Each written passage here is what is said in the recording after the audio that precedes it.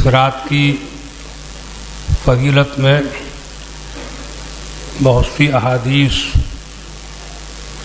اور اس کے بعد 15 تاریخ کے روزے کی فضیلت میں احادیث مروی ہے اور حضور سے ثابت ہے۔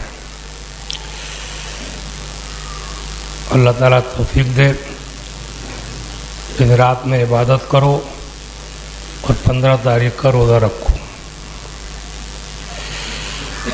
حدیث شریف میں حضور نے فرمایا کہ اس رات میں اللہ تعالیٰ بنو کلب کی بکریوں کے ریوڑ کے بالوں سے زیادہ لوگوں کی مغفرت فرماتا ہے۔ ایک حدیث میں یہ بھی ہے کہ اس رات میں تجلی خاص رحمت باری تعالی عرش آدم سے پہلے آسمان کی طرف آتی ہے اور خدا تعالیٰ کی رحمتیں پکارتی ہیں، ہے کوئی مانگنے والا کہ میں اس کو دوں، ہے کوئی مغفرت طلب کرنے والا کہ میں اس کی مغفرت کر دوں۔ 14 شعبان کو شام کو مسلمانوں میں حلوہ پکا کر اس پہ فاتحہ دینے کا رواج ہے،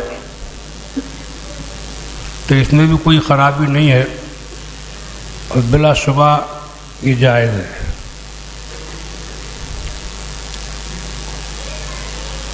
البتہ اس سے اور پہلے جو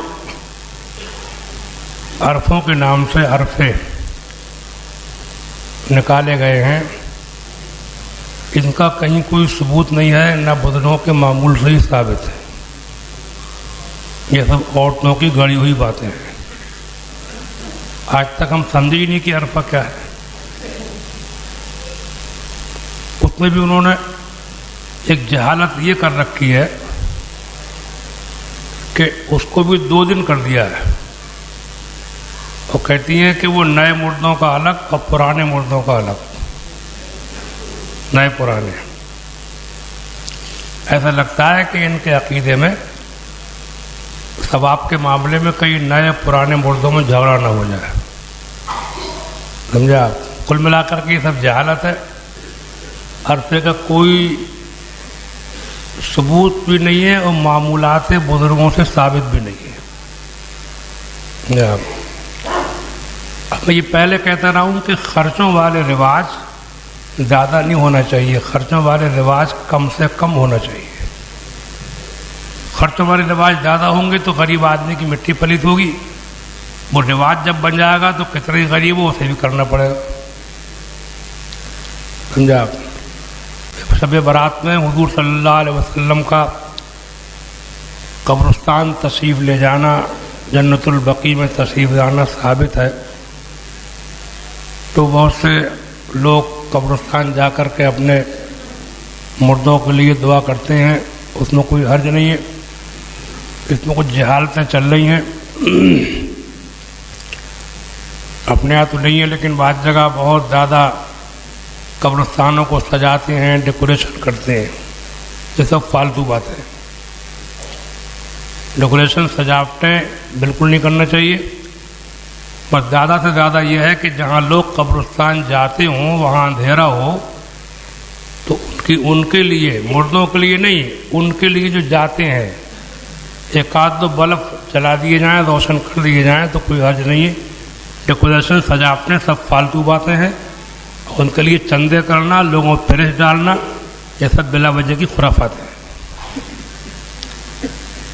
روشنی جو ہوتی ہے اس سے جو قبروں میں جو لوگ ہیں ان کے لیے نہیں ہوتی ہے، انہیں کوئی فائدہ نہیں ہوتا ہے روشنی، دنیا کی ان روشنیوں سے بے پرواہ ہیں۔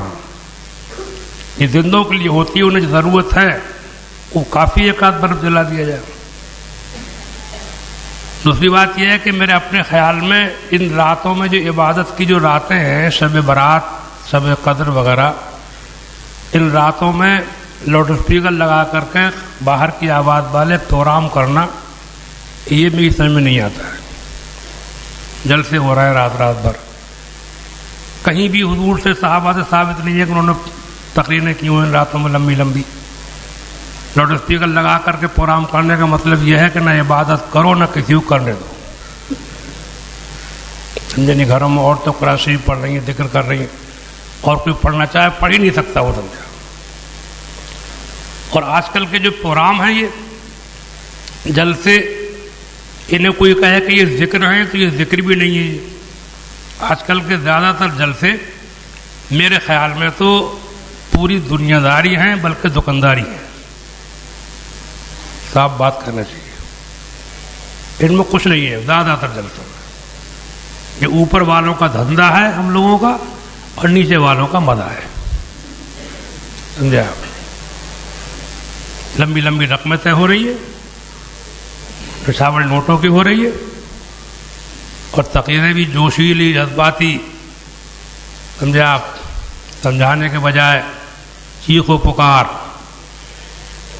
समझे आप। तो इनको जिक्र नहीं कहा जा सकता।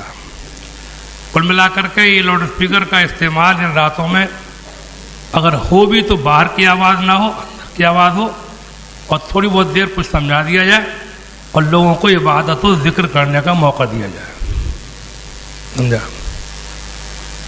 और बाकी मेरी गुजारिश है, अल्लाह मुझे भी तौफीक दे, आपको भी तौफीक दे। आने वाली इस रात में अल्लाह तबारक व तआला हमारे आप सबके गुनाहों को माफ़ फरमाए।